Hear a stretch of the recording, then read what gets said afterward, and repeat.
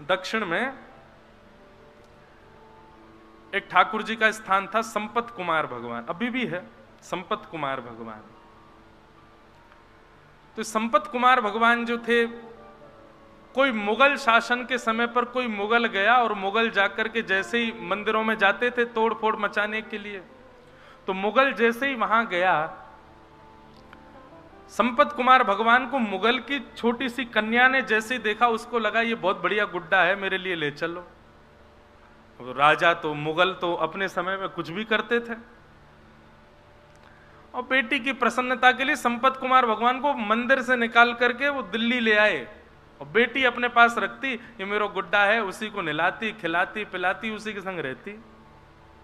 वो तो साक्षात ठाकुर जी हैं। एक दिन रात्रि में रामानुजाचार्य जी शयन कर रहे थे, संपत कुमार भगवान स्वप्न में प्रकट हो गए। प्रकट होकर बोले, तुम आराम फरमा रहे हो, आनंद कर रहे हो, और यहाँ पे हमको ये मुगल लोग ले आए हैं गुड्डा समझ करके, इनकी बेटी हमारे संग में ऐसे खेलती है जैसे गुड्डा गुड़िया का खेल। ठाकुर जी रामानुजाचार्य जी बोले, भगवान आज्ञा करो, क्या करें? बोले आज्ञा क्या करें, जल्दी आओ, हमको लेके जाओ यहां से। तो रामानुजाचार्य जी अपने हजारों शिष्यों के साथ दिल्ली आए, और दिल्ली में उस बादशाह के दरबार में जाकर के स्वामी श्री रामानुजाचार्य जी ने निवेदन किया, हमारे ठाकुर जी को तुम्हारी बेटी गुड्डा मान करके अपने संग ले आई है। हमारे ठाकुर जी हैं, वो कोई गुड्डा गुड़िया नहीं है, उनको हमको वापस कर दो। और जो मुगल राजा था वो कहने लगा, बोले कि मैं कैसे मानूं वो तुम्हारे ठाकुर जी हैं। और भाई तुम लोगों के यहाँ तो ऐसा भाव है ना कि ठाकुर जी किसी से ज्यादा रीझ जाए तो उसके पास चले भी जाते हैं, खा भी लेते हैं, पी भी लेते हैं, आनंद करते हैं। यदि तुम्हारे ठाकुर जी हैं तो तुम यहीं खड़े खड़े बुला दो, वो अपने आप कमरे से निकल के आ जाएं। यदि वो आ जाएंगे तो तुम ले जाना, और यदि वो नहीं आए तो चुपचाप यहां से चले जाना। ठाकुर जी को वो जो भी हैं वो यहीं रहेंगे, मेरी बेटी खेलती है उनके साथ।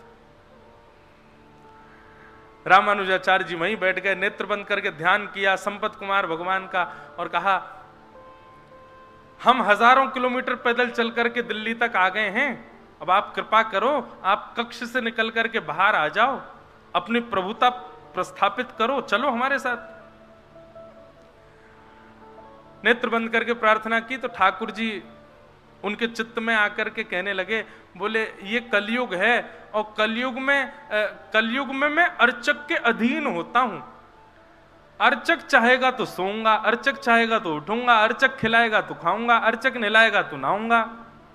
मैं अपने योग बल से कुछ नहीं करता हूं, मैं अर्चक के अधीन होता हूं। आप ही कक्ष में आइए, मुझको लेकर के जाइए। और जब ठाकुर जी इतना प्रवचन सुनाने लगे तो रामानुजाचार्य जी को गुस्सा आ गया ठाकुर जी पे। बोले, हम इतने 1000 किलोमीटर पैदल चल के आ गए, वैसे आपको कुछ भी करना हो तो उसमें कोई विधान नहीं आपका है, बलि के यहाँ जाके 2 पग से 3 लोग नाप लेते हैं, खुद के मन में आ जाए तो कुछ भी करोगे, लेकिन हम कह रहे हैं तो अब आप यहाँ पे आकर के, मैं तो अर्चक के अधीन हूं, वो चाहेगा तो ही चलूंगा, वही चाहेगा तो ही करूंगा, बैठे रहो यहीं पे, हम जा रहे हैं वापस यहां से। ठाकुर जी पर जब थोड़ा क्रोध किया तो ठाकुर जी को ऐसा भाव आया कि ये मेरे पिता हैं और मैं इनका पुत्र हूं, और उसी भाव से देखते ही देखते बादशाह के सामने अपने आप संपत कुमार भगवान की प्रतिमा चल करके आई मूर्ति, और कमरा से बाहर आकर के श्री रामानुजाचार्य जी की गोद में आकर के विराजमान हो गया। रामानुजाचार्य जी ठाकुर जी को हृदय से लगाए, बादशाह भी नतमस्तक हो गया, और रामानुजाचार्य जी ठाकुर जी को लेकर के आए, पुनः मंदिर में स्थापित किया, उनका प्राण प्रतिष्ठा हुई। प्राण प्रतिष्ठा महोत्सव के बाद देखा तो वो राजा बादशाह जो था वो अपनी सेना और अपनी पुत्री के साथ द्वार पर खड़ा था। रामानुजाचार्य जी बोले, आप क्यों आए हैं? बोले, महाराज मेरे जीवन में मेरी सबसे बड़ी प्रसन्नता केवल मेरी बेटी की प्रसन्नता, और जब से आपके ठाकुर जी चले गए मेरी बेटी बहुत रोती है, आप कृपा करो भगवान, मेरी पुत्री को एक बार उनका दर्शन करा दो। रामानुजाचार्य जी उस बालिका को दूर मंदिर के दूर से ही, जैसे ही गर्भगृह में बैठे संपत कुमार भगवान को दिखाया, ठाकुर जी के मुख पर मुकुट देख करके, शंख चक्र गदा पद्म चतुर्भुज रूप में ठाकुर जी का दर्शन करके, उस बादशाह की जो पुत्री थी उसने वहीं प्राण त्याग दिए ठाकुर जी को देखते देखते। रामानुजाचार्य जी के चित्त में भाव आया, बोले कि ये ठाकुर जी को नहीं, ठाकुर जी इसको स्वीकार कर चुके हैं। और तभी उन्होंने टर्की अम्बा, वो टर्की का था राजा, तो आज भी दक्षिण में मां को अम्बा बोलते हैं, अम्बा बोलते हैं, तो टर्की अम्बा करके छोटा सा विग्रह ठाकुर जी के बगल में स्थापित किया उस बादशाह की पुत्री का। और आज भी साल में एक दिन आता है, उस दिन ठाकुर जी का उस कन्या से विवाह होता है, और ठाकुर जी उस दिन पठानी कपड़े पहनते हैं, क्योंकि वो टर्की के बादशाह की पुत्री है। मैं दर्शन तो नहीं किए, लेकिन मैंने कथा सुनी है। तो मैं क्या कहना चाहता हूं, आप संबंध बनाओ, निभाने की जिम्मेवारी ठाकुर जी पे छोड़ो, वो निभाएंगे, और ये निश्चित निभाएंगे। ठाकुर जी बड़े दयालु, ठाकुर जी बड़े कृपालु।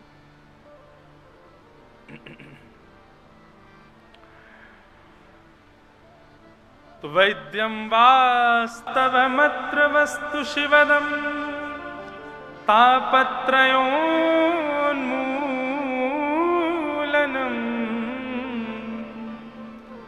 श्रीमद्भागवते महामुनिकृते किंबा परैरीश्वर सद्यो हृद्यवरुध्यते त्रिकृतभिः शुश्रूषुभिस्तत्क्षणात्।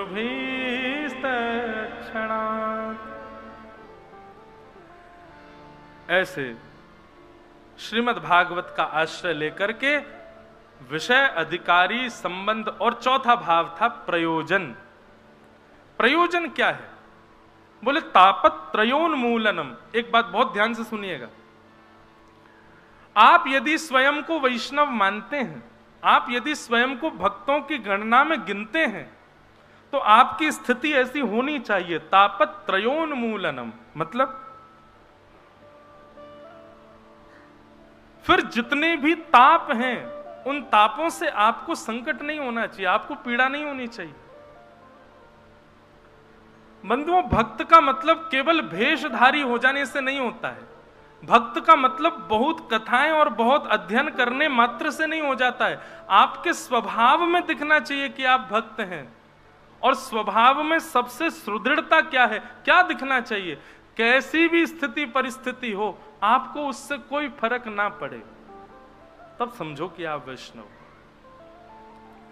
माफ कीजिएगा, दाल खाते समय यदि नमक कम आपको पता चल जाता है तो आप भक्त नहीं हो। रोटी पाते समय आपके मन में यह भाव आ जाता है, अरे राम राम ठंडी सी हो गई है, तो समझो अभी आप भक्त नहीं हो। रबड़ी खाते समय यदि आपको इतना भान हो जाता है कि इसमें मिठास कम है, तो अभी आप भक्त नहीं हो। मैंने तो केवल जीव की बातें करी हैं, प्रत्येक इंद्रिय के प्रति यह भाव होना चाहिए। चलो देखो, अब आप कहोगे महाराज खुद तो 2 एसी लगा के बैठे, हमको समझा रहे हैं, आके देख लो, इनमें से हवा कुछ नहीं आ रही है, बल लगे हुए हैं ये। पर सत्य बताएं, गर्मी का अनुभव कब तक होता है? जब तक कथा शुरू नहीं हो जाती। जैसे ही बोलना प्रारंभ करते हैं, उसके बाद सही बता रहे हैं, हमको पता ही नहीं चलता कि यहां से हवा आ रही थी कि नहीं, कहीं से पसीना आ रहा था। और तो और क्या बताएं, हमको संसार में सबसे ज्यादा भय केवल एक वस्तु से लगता है, और मैं काम कर रहा हूं कि उस भय से मैं जल्दी निवृत्त हो जाऊं। और वो भय है, मुझको छिपकली नहीं दिखनी चाहिए, बस वो अगर दिख जाए तो मैं। लेकिन व्यासपीठ पे कई बार वो भी दिखी है, और कथा करते करते ये मॉनिटर रखे रहते, इसके ऊपर ही बैठी थी, 4 घंटा बैठी रही, और मैंने कथा करी प्रेम से। ये बात तो अनुभव में आई कि जितनी देर भगवत सन्निधि में रहते हैं, उतनी देर संसार का भय हो, संसार का सुख हो, संसार की किसी भी प्रकार की व्यवस्था, अवस्था, अव्यवस्था आपको विचलित नहीं करती है। परंतु भगवत संबंधी नहीं, हर स्थिति में हम ऐसे हो जाएं, हमको किसी भी प्रकार की किसी भी अव्यवस्था व्यवस्था से कोई प्रभाव हमारे ऊपर ना हो, तब समझो हम भक्त हैं, हम वैष्णव हैं। तब समझो भक्ति अब आ रही है। हाँ, इसका मतलब ये नहीं है कि प्याज लहसुन नहीं खाते, कहीं प्याज लहसुन का मिले तो महाराज जी तो कह रहे थे कुछ फर्क नहीं पड़ना जी, खा लो, ऐसा नहीं। हाँ, तामसिकताएं जो हैं, दूषित वस्तु जो है, भगवत निवेदित जो वस्तु नहीं हो सकती, उनसे तो बचना ही है। पर किसी भी प्रकार की स्थिति आपके चित्त को हिला ना सके, आपके चित्त को विचलित ना कर सके। तापत्रयोन्मूलनम। ये तो मैंने अब व्यवस्था और आदि आदि वस्तुओं की बात की, पर जीवन में आने वाले संकटों का भी ज्यादा प्रभाव नहीं। जैसे कि हमारे श्री कुंभन दास जी, अष्ट सखा श्री कुंभन दास जी, मेरे को बहुत प्रिय लगते हैं श्री कुंभन दास। कुंभन दास जी के जीवन चरित्र में वर्णन आता है कि कुंभन दास जी तिलक जब करते थे ना, उनके पास आरसी नहीं थी, शीशा नहीं था।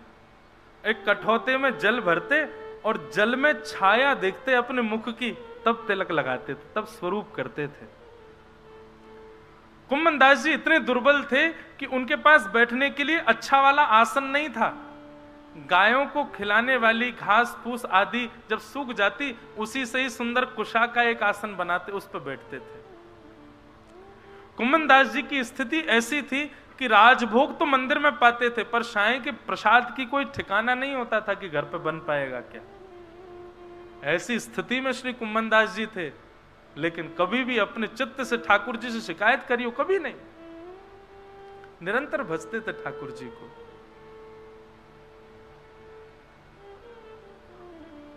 वर्णन आता है कि श्री कुंभन दास जी के आज भी खेत है गोवर्धन के पास में।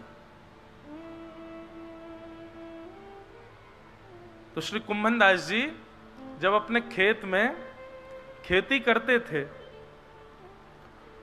तो कुंभन दास जी तो आगे हल लेकर के चलते थे और पीछे पीछे हमारे श्री गिरधर गोपाल जी हाथ में बीज लेकर के बोते हुए चलते, वो छालते हुए चलते कुंभन दास जी के साथ में। वो खेत आज भी हैं गोवर्धन में, जहां ठाकुर जी अपने हाथ से बुवाई करवाते थे। और ये कोई 5000 वर्ष द्वापर पहले की बात नहीं है, इसी कलिकाल में आज से 450-500 वर्ष पहले, जब श्रीनाथ जी गोवर्धन में विराजते थे, तब की घटना है। कुंभन दास जी हल जोतते थे और ठाकुर जी पीछे पीछे बीज लेकर के उनके साथ में खेती करवाते थे कुंभन दास जी के संग। अब सामान्य मानवीय दृष्टि से देखो तो कुंभन दास जी के पास में भोजन को अन्न नहीं है, कुंभन दास जी के पास बैठने को आसन नहीं है, कुंभन दास जी के पास देखने को शीशा तक नहीं है। लेकिन भक्त दृष्टि से देखो तो पूरे जगत का जगत नियंता जगदाधार उनके साथ खड़ा है। कई लोग इस बात की भूल कर बैठते हैं, बहुत धनवान व्यक्ति को देख करके कहते हैं इस पे भगवान की बड़ी कृपा है। गलत कहते हो आप, नहीं है कृपा। ठाकुर जी की कृपा धन के रूप में कभी नहीं होती है। ठाकुर जी की कृपा बाह्य दिखने वाली व्यवस्थाओं से कभी नहीं होती है। ठाकुर जी की कृपा आपके स्वभाव से होती है। आपका स्वभाव यदि सुंदर है तब समझो हाँ ठाकुर जी ने कृपा कर रखी है इस पर। इसका स्वभाव देखो, व्यवहार देखो, इसकी बुद्धि की सरलता देखो, सहजता देखो, निर्मलता देखो, तब समझो ठाकुर जी की कृपा है। लोग धनवान हो गए, लोग ऐश्वर्यवान हो गए, लोग सब प्रकार सर्वगुण संपन्न हो गए और कहते हैं ये ठाकुर जी की कृपा। ये ठाकुर जी की कृपा नहीं है। कुंभन दास जी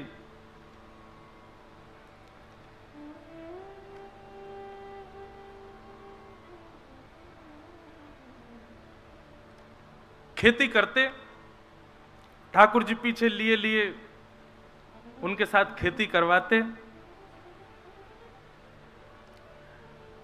इतने में ही साय के 4 साढ़े 4 बज गए और ठाकुर जी के उत्थापन दर्शन का घंटा बजने लगा मंदिर में।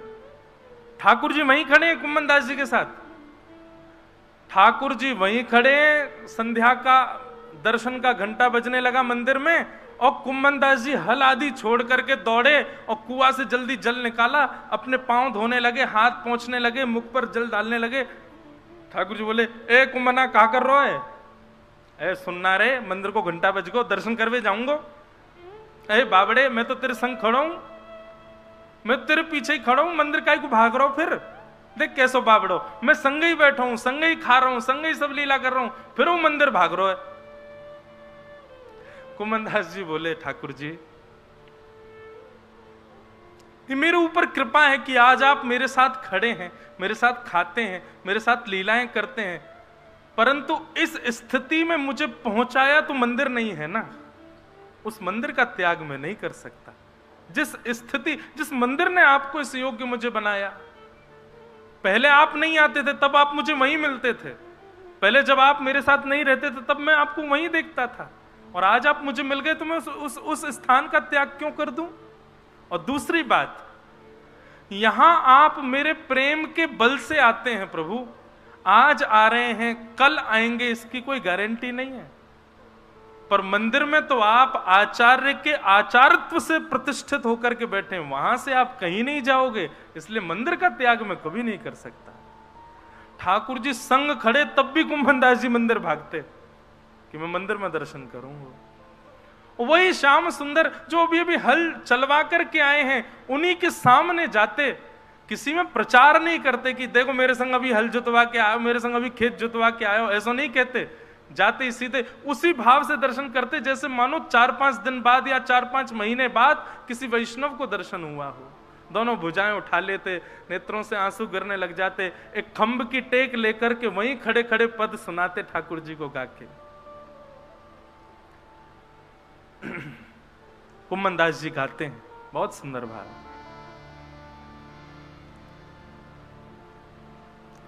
नैन पलक लागे नहीं रूप देख, नैन पलक लागे नहीं रूप देख। कितने सुंदर हैं ठाकुर जी कि एक बार जब श्याम सुंदर दिखते हैं ना, तो ये आंखों की पलकें जो हमारे वश में नहीं होती हैं, हमारी जितनी भी इंद्रियां हैं सब हमारे वश में है। हम जब चाहते हैं ये इंद्रियां तब वही क्रिया करती हैं, परंतु नेत्रों के जो ये पलक है ना, ये हमारे वश में नहीं। हम सोच के कभी पलक नहीं झपकते, ये अपने आप होती रहती हैं, ये हमारे वश में नहीं होती। लेकिन कुंभन दास जी कहते हैं जिस दिन श्याम सुंदर आपको वास्तव में दिख गए, आप चाहोगे भी ना तो भी आपकी पलक झपक नहीं पाएंगे, ऐसा है उनका रूप। आहा। नैन पलक लागे नहीं रूप देख, नैन पलक लागे नहीं। गोवर्धन के अंग अंग प्रीति, गोवर्धन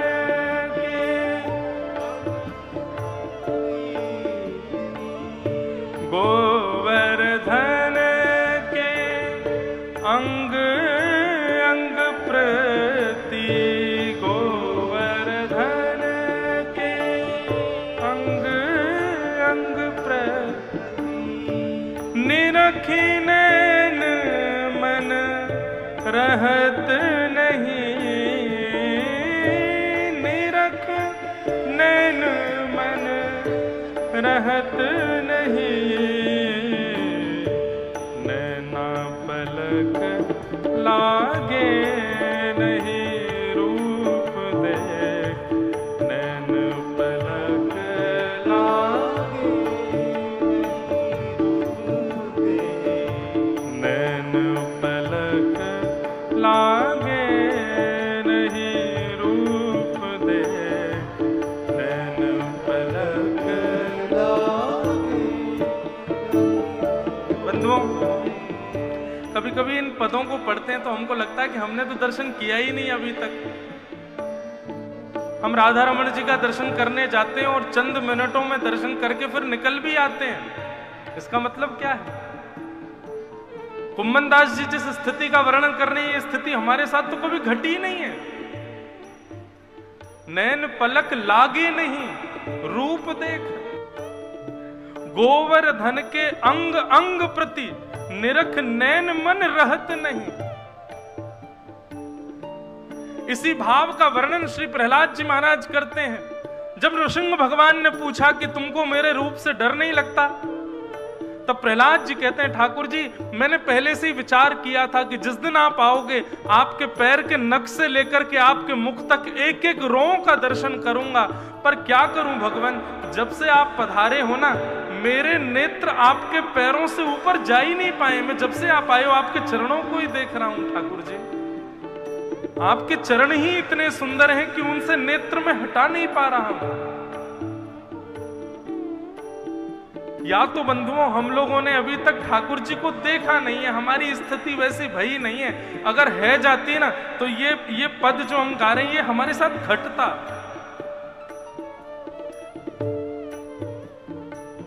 कुमनदास जी कहते हैं, कहारी कहो कछु कहत न आवे, कहारी कहो कछु कहारी कहो कछु कहत न आवे, कहारी कहो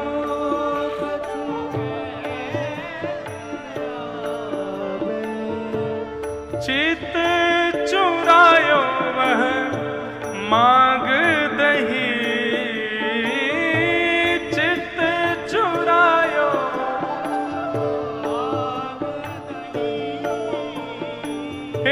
चित चुरायो वह मांग दही, चित चुरायो वह मांग दही,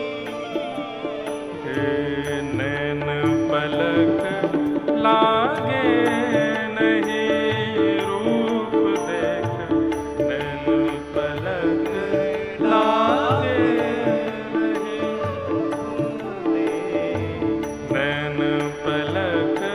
लागे नहीं रूप देख, नैन पलक लागे।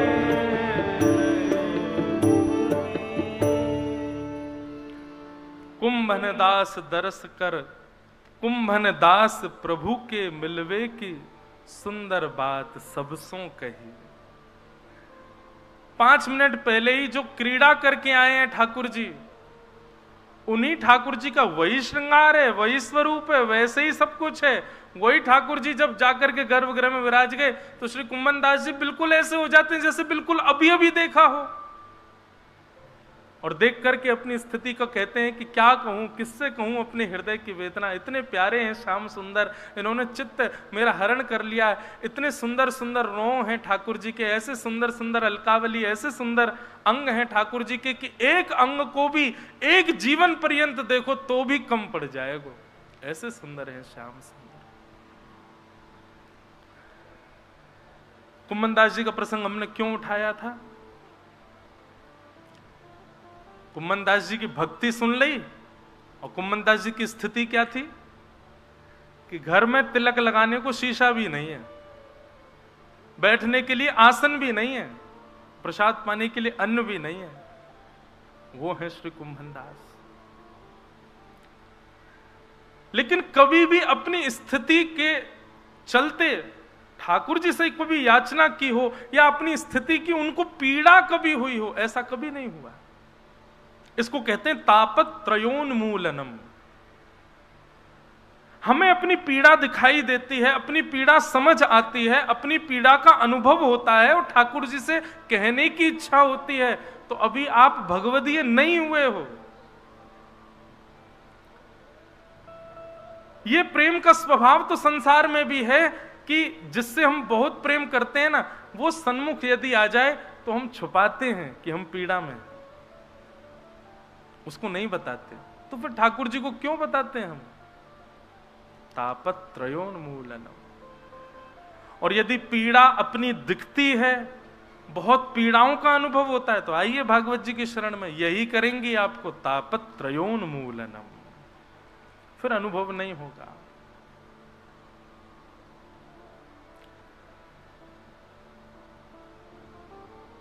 ये भागवत का चौथा लक्षण है, प्रयोजनम तापत्रयोन्मूलनम।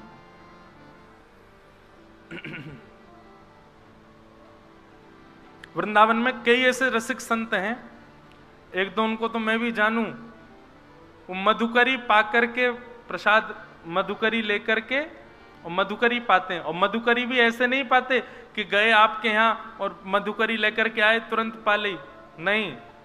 हमारे घर के बगल में, बिल्कुल बगल में ही है भागवत निवास, वहां के कई संत पतो कहा करें, मधुकरी लेकर के जाएंगे और फिर ब्रज की रज में गड्ढो करेंगे और जितनी मधुकरी लेके आए सब्जी अलग करके रोटी इनको वहां में गड्ढे में गाड़ देंगे भीतर ब्रज की रज में ही, और फिर नाम जप करेंगे। जब नाम जपते जपते जपते नेक भूख तेज है जाए तब वही रज को हटाए के वामे ते रोटी निकाल के वाकू झाड़ के वाकू पाले। ऐसी मधुकरी पामे। हम लोग कर सके ऐसो? नहीं कर सके, क्योंकि हमको स्थिति अवस्था व्यवस्था सब समझ आती है, पर वैष्णव को इन सब से कोई फर्क नहीं पड़ता। वो हर स्थिति में रह लेता है, हर स्थिति हर व्यवस्था हर अवस्था उसके लिए समान